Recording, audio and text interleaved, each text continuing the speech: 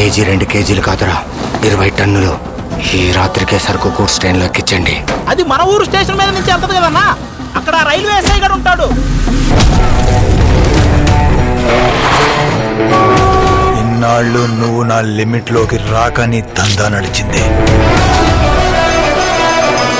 ఇక నుండి సత్యనాశ్.